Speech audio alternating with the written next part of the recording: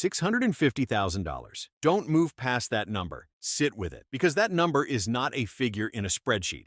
That number is what 4 decades of waking up early and showing up and choosing discipline over comfort actually looks like when it finally settles into an account statement. That is what Lynette Hooker built, dollar by dollar, year by year, quietly, without anyone handing her anything. And then on the night of April 4th, 2026, she disappeared from a small dinghy in the dark waters of the Bahamas.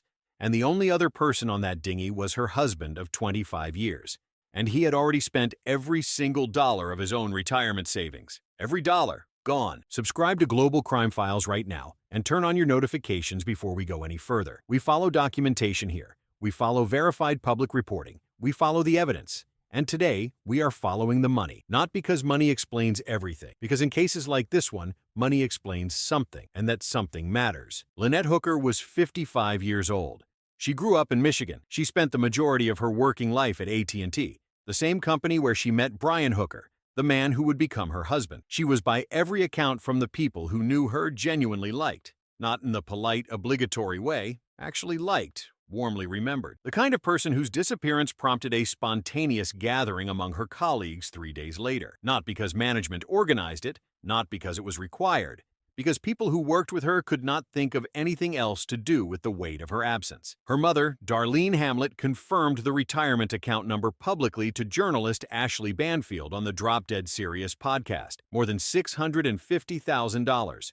A primary source, a specific number, stated clearly in a recorded public interview. Brian also worked at AT&T. He was the union steward, a position that means understanding how institutions work, how leverage works, how information flows. Sources who spoke to Ashley Banfield described his reputation at that company in terms that did not match his job title. The picture that came back was of someone whose primary focus was not protecting the workers he represented but opposing management, creating friction, making things difficult even when that friction fell hardest on the people he was supposed to be looking out for. Manipulative was the word that surfaced. And then there was the small, specific thing. In a room full of colleagues, Brian referred to Lynette as the kid. She was approximately 3 years younger than him. Maybe it was a nickname. Maybe it was affectionate in a way that doesn't translate publicly. I cannot tell you what it meant. What I can tell you is that Ashley Banfield reported it because someone who was there remembered it clearly enough to repeat it years later. Now, the money. Brian had a retirement account, past tense.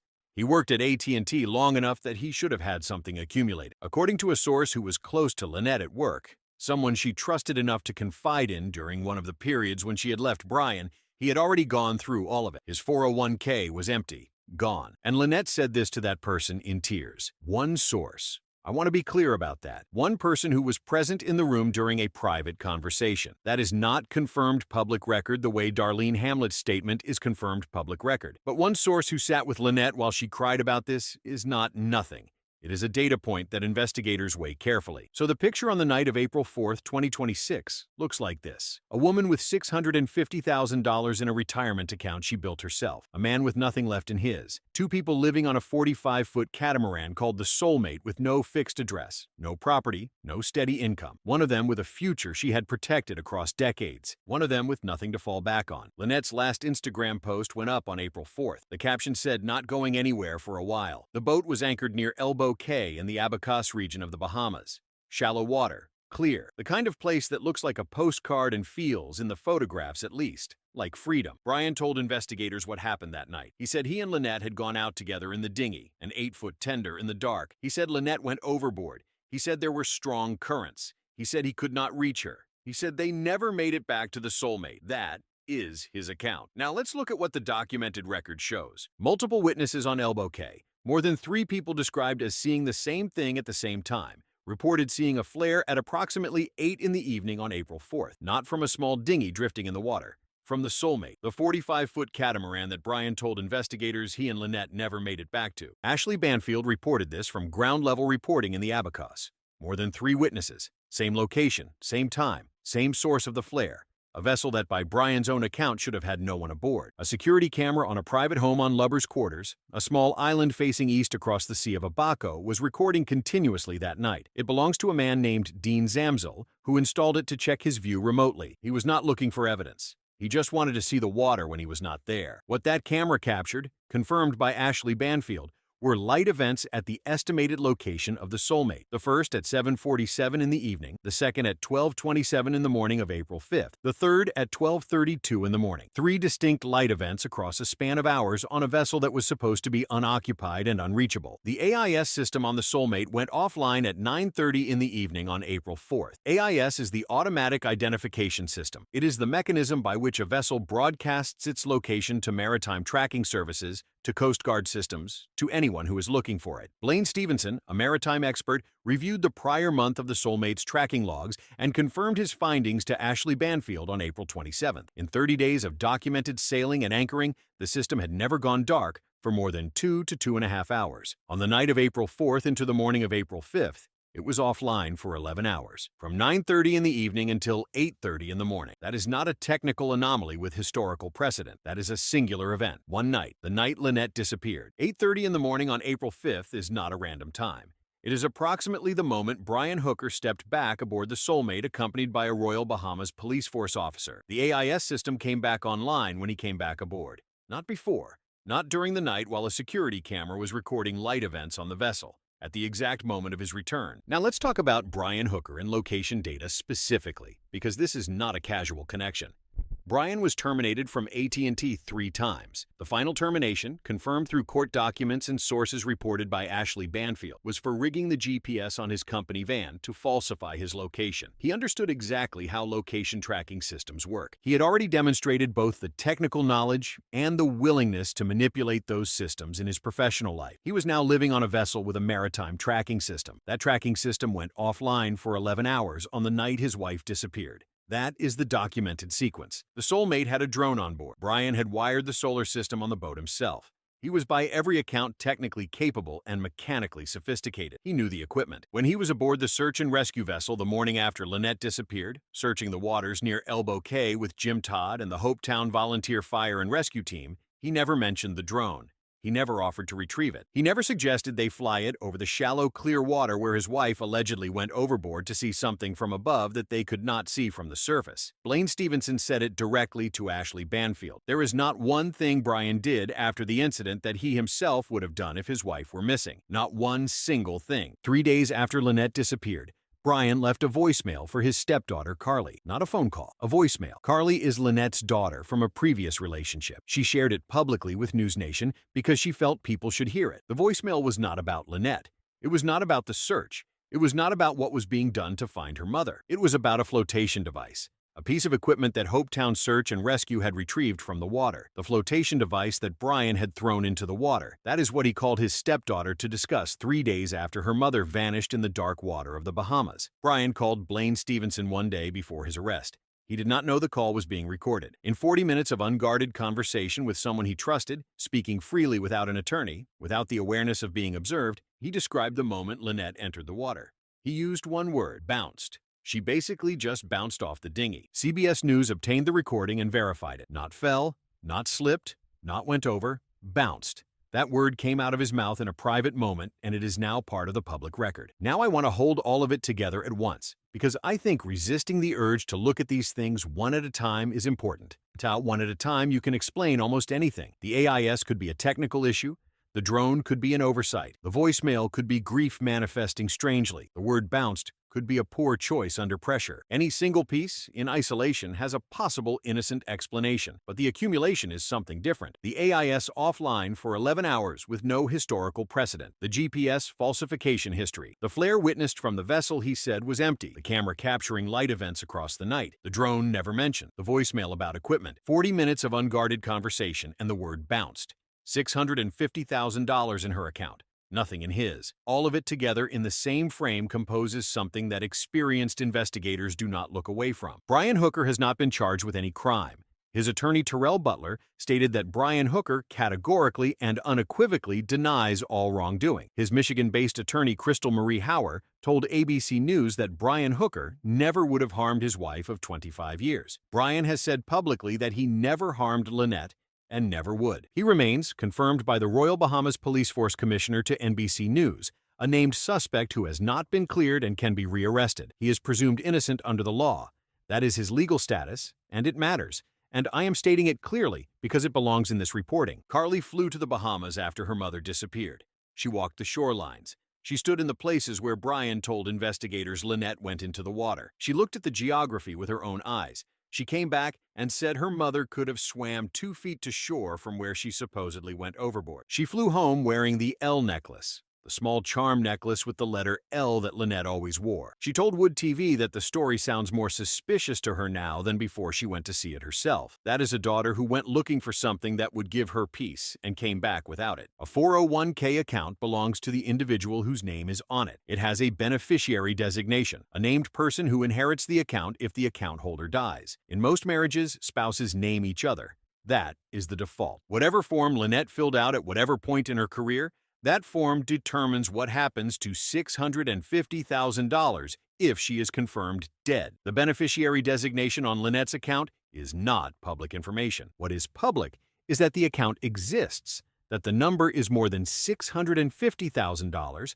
and that investigators have the legal authority to access that document. Whether they have reviewed it has not been publicly confirmed. What has been confirmed is the financial gap and what was at stake. Ashley Banfield said it on April 27th. "I always follow the money, not as the end-all be-all, but as another piece of the puzzle. That is methodology. That is the way experienced investigators describe their process when they are not performing for cameras. The financial picture in a missing spouse case is not sensationalism. It is one of the most reliable maps of what was actually at stake. And what was at stake here was $650,000 in an account bearing the name of a woman who is still missing, built across 4 decades by a woman who refused to stop, who left and came back, who loved with a stubborn loyalty that the people who knew her described consistently and specifically, who posted not going anywhere for a while on the last day anyone confirmed seeing her alive." Darlene Hamlet is in Florida. She told Ashley Banfield, "I just want nothing more than I love you and wish you would have come home." That is what she is carrying. That is the weight behind the number. Not $650,000 as a financial figure. $650,000 as the thing her daughter built while everything else was complicated. While she was leaving and returning. While she was crying to a friend about money that was already gone. While she was documenting sea turtles and sunsets and cinnamon rolls on a social media account that still exists,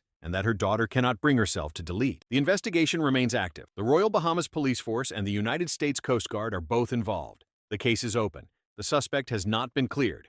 The truth has not been fully established. And somewhere in the Bahamas, the water that Lynette Hooker disappeared into on the night of April 4th, 2026 is still moving, still carrying whatever it knows, still holding the answer that her family has not received. If you have any information about the disappearance of Lynette Hooker, contact the Royal Bahamas Police Force or the United States Coast Guard. Anonymous tips can be submitted through the CGIS Tips app on any mobile device.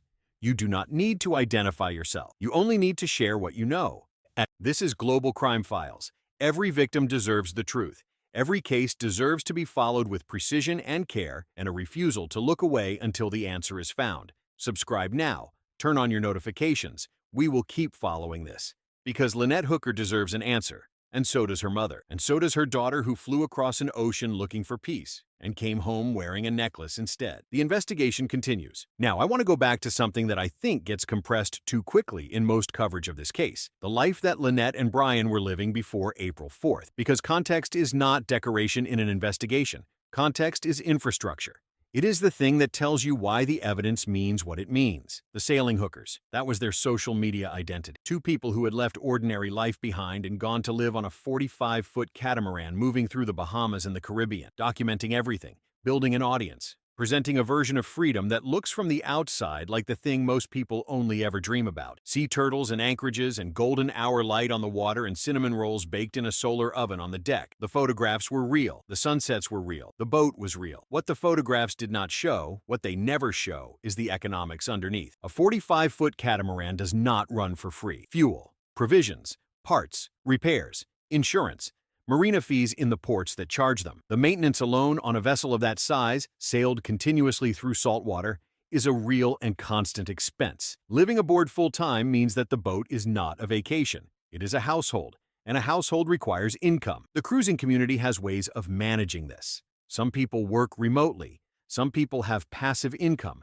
Some people have retirement savings they draw down gradually. And when one person in the partnership has $650,000 in a retirement account, and the other person has already spent their entire savings, the weight of that life falls unevenly. One person is funding the future. One person has already spent their portion of it. That asymmetry is not a crime, but it is a fact, and facts in an investigative context have weight. Lynette had left Brian before, more than once. That is part of the established record. Not gossip, not speculation. Part of what the people who knew her have described to reporters as they have tried to explain who she was and what her life looked like. She left and she came back. She was, by every description from people who knew her, someone with a fierce and stubborn loyalty to the people she loved, even when that loyalty cost her something, even when it meant returning to a situation that some of the people who cared about her probably wished she would leave permanently. She kept going back, and then she got on a boat and she sailed, and the photographs were beautiful. In January of 2026, approximately 3 months before she disappeared, Lynette communicated something to someone she trusted, a threat. The details of what was threatened and under what circumstances are part of the investigative record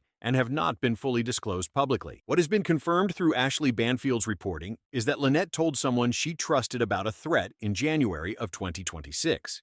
3 months before the night of April 4th, 3 months before the dinghy, 3 months before the AIS went dark and the camera recorded light events on an empty vessel, and multiple witnesses saw a flare from a boat that was supposed to have nobody aboard. I want to talk about the geography because I think the geography of what Brian described is something that deserves specific attention, and that Carly's visit made visible in a way that matters. Elbow Cay in the Abacos. The water there is not deep open ocean. The Abacos are known specifically for their shallow, navigable, reef-protected waters. That is part of what makes them such a destination for sailors. The clarity of the water, the visibility, the relatively protected anchorages. When Brian described Lynette going overboard from the dinghy in the dark near Elbow Cay, he was describing a location that Carly later stood beside and evaluated with her own eyes.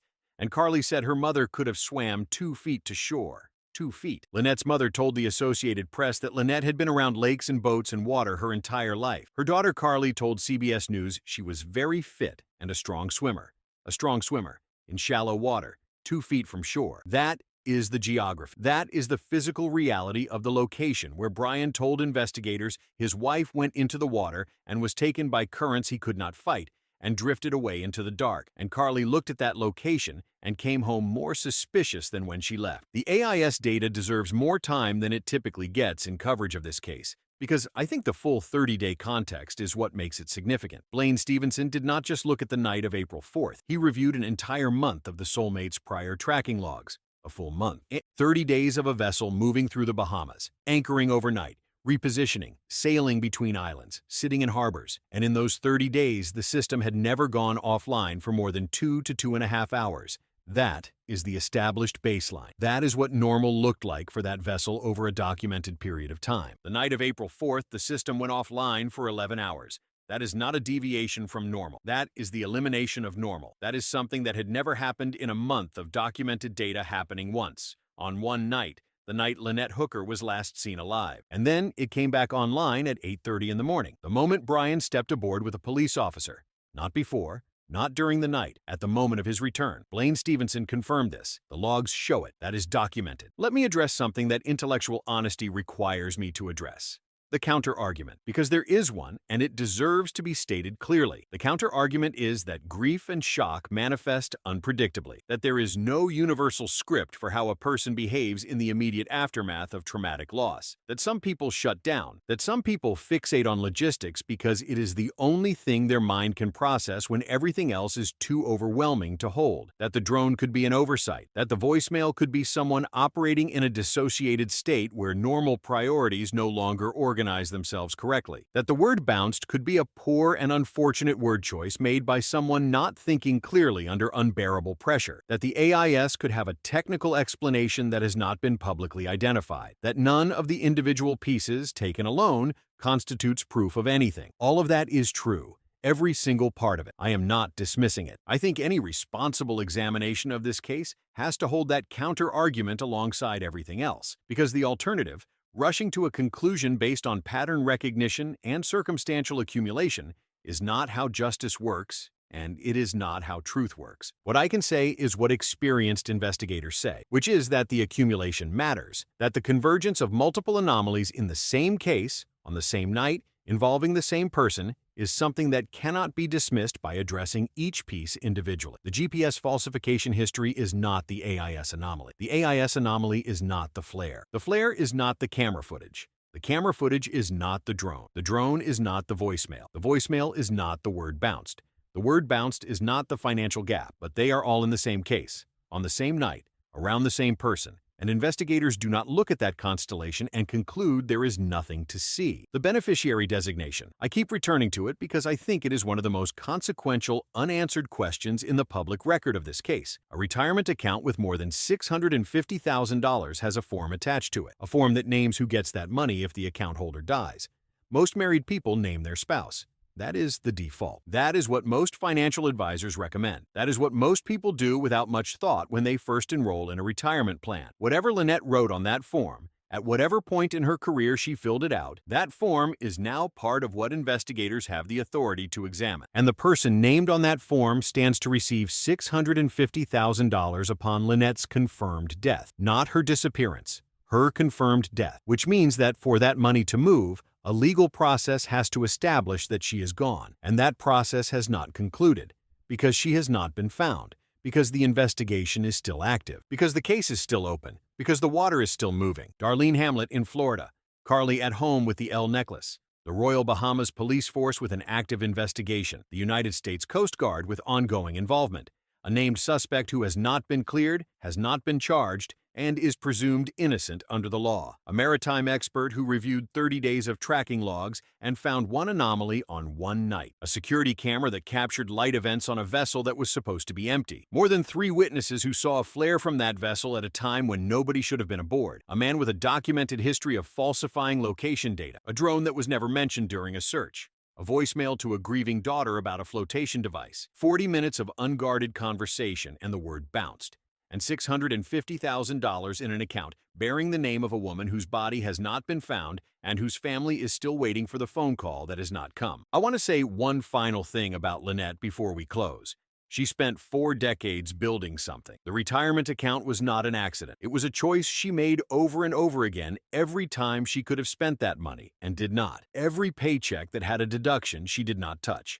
Every year that passed while the account grew. She was also a person who baked cinnamon rolls in a solar oven on a boat deck and documented sea turtles and waved at the camera with a warmth that her colleagues remember years later. She was both of those things, the discipline and the freedom, the account and the sunset. And somewhere in the Bahamas on the night of April 4th, those two things collided with something that has not been fully explained, and her mother is waiting, and her daughter is home with a necklace.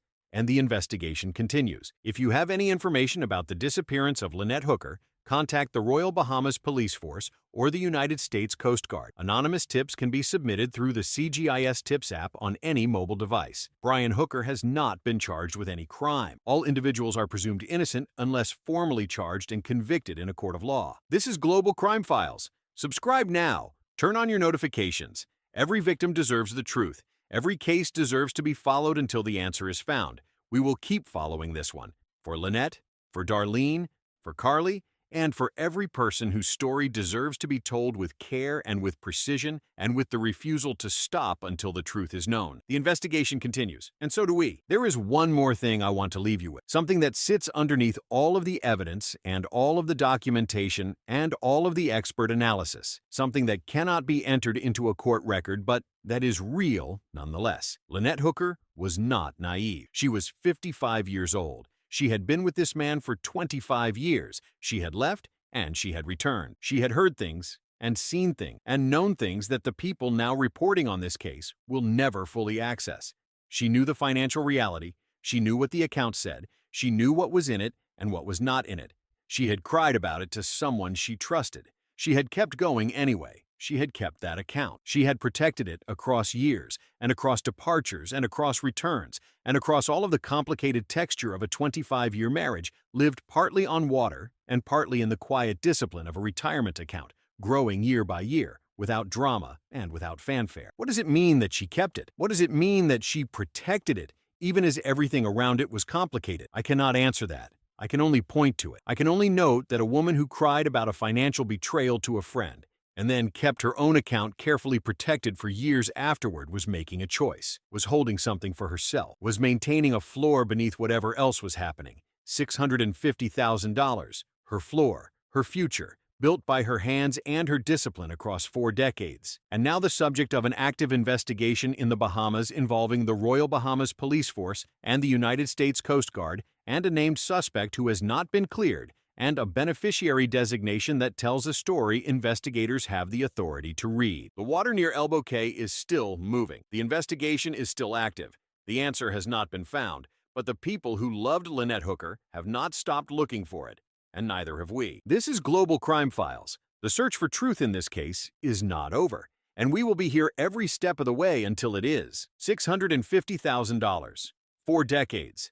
An L necklace on a daughter who flew across an ocean looking for peace and came home without it. A mother in Florida waiting by a phone that has not rung with the news she needs.